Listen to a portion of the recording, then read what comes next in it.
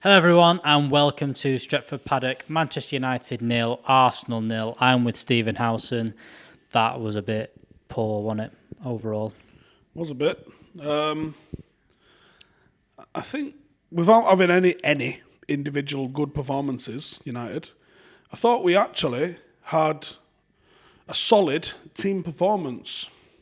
I think the Scott McTominay, do we even know what happened with McTominay yet? Needed a poo. I think the official thing that Sky came out with and said that they spoken to someone that he had stomach problems, he had tummy problems was the response that he got. Needed a dump. So it sounded like maybe a bit of indigestion, maybe something going on, and he just was in bits. But I don't think that hurt us. I don't know what you thought. Yeah, you think that hurt us? Massively so, yeah, because I thought that moment, and even a little bit after he'd gone off for a while, the momentum was massively with United. And I thought Paul Pogba was one of the main outlets of chance creation for Manchester United. I thought he was causing problems. He was making people mark him. He was creating opportunities for us. And I think moving him further back and bringing on Martial, who I think just hasn't contributed anything, was an issue for us. And not only that, it really affected Marcus Rashford because even though he had bright moments, his moments are nullified when he's on the right-hand side because his threats are not there on the right-hand side. He can't come in onto his left. It's not his strong point. And he's got to play on the left-hand side. That's where you're going to get the best out of him. And I think he had opportunities that would have won the game, and he would have got more of those if he'd have been on the left-hand side. But I think McTominay going off and moving Pogba back, like I was saying on the watch-along, throw two hands Abe in. He can do that role. Yeah. Because Matic can't do that role. He's not got the energy. Van der Beek hasn't got the physicality.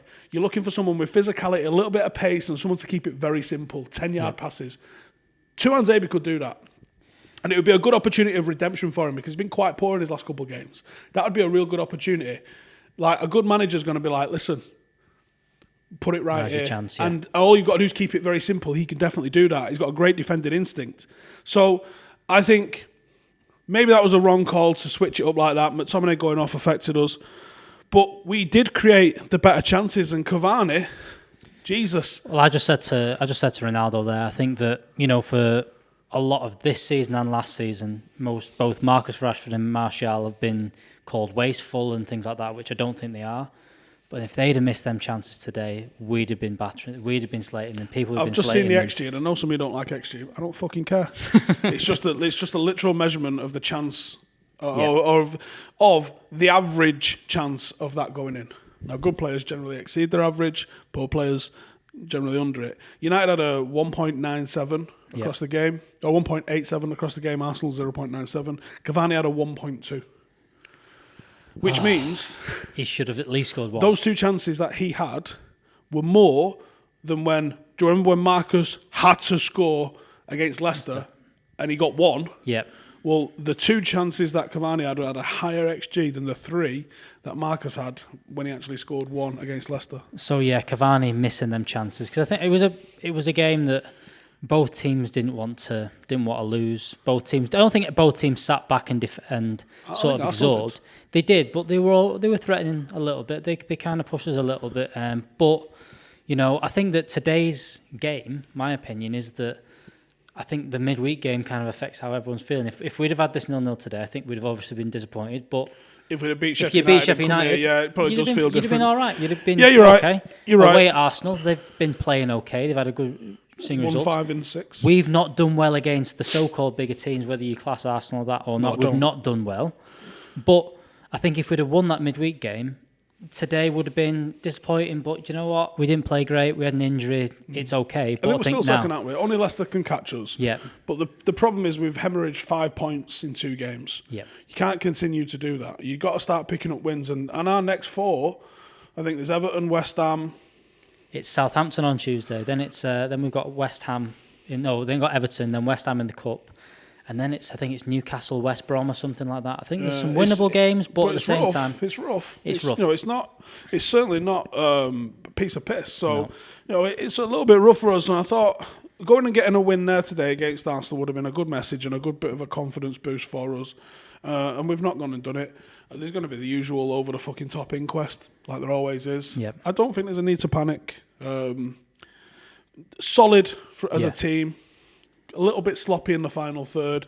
That can be look, we've gone on a horrific run, or a great run if you like, but it's been a horrific amount of games played since November. Yeah. You know, there might be a little bit of tiredness, there might be a little bit of fatigue, mental fatigue.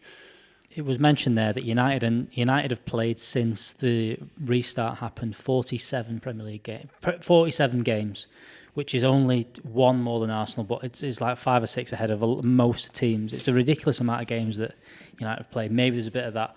Going on to a few of the performances, the back four in general, I think, for me, played pretty well today. I think they held the line. They did most things well. They were okay. Yeah, they were okay. They kept a clean sheet. They kept a clean sheet. They dealt with what they needed to. They didn't really get threatened too much in behind. No, they allowed a few shots, but from range, and I think you're generally all right letting people shoot from range. It's letting them do what fucking Sheffield United did and get a shot off inside the box. That's not most acceptable. So it was all right. No, Bruno again will probably be flagged up as another Big Six team that he's not scored or assisted against. Do you think he was all right today? I thought he was all right. Yeah, I thought he looked bright. I thought, again, I think if it's Marcus, and I thought it was Marcus when he went through. Yeah. If it's Marcus that goes through on that left-hand side of the box, cuts inside David Luiz, I think he scores that. Yep. And that was my issue with not playing him in that role. You know, he's absolutely tore Trent a new one when he was in that role. That's one of his favourite goals.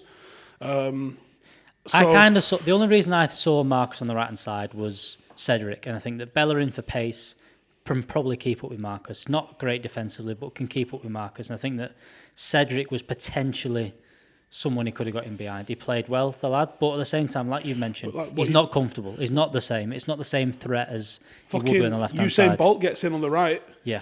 He gets in behind for pace, but then what's he doing when he gets there? Like, you're only as good as the tools you can use, and I think you'd nullify his tools when you put him on the right. Too often we've seen this now, where he's gone onto the right, and it's now affecting his game. Mm-hmm. He was having a great season until we started moving to the right. 15 fucking goals, and he's not scored in how long?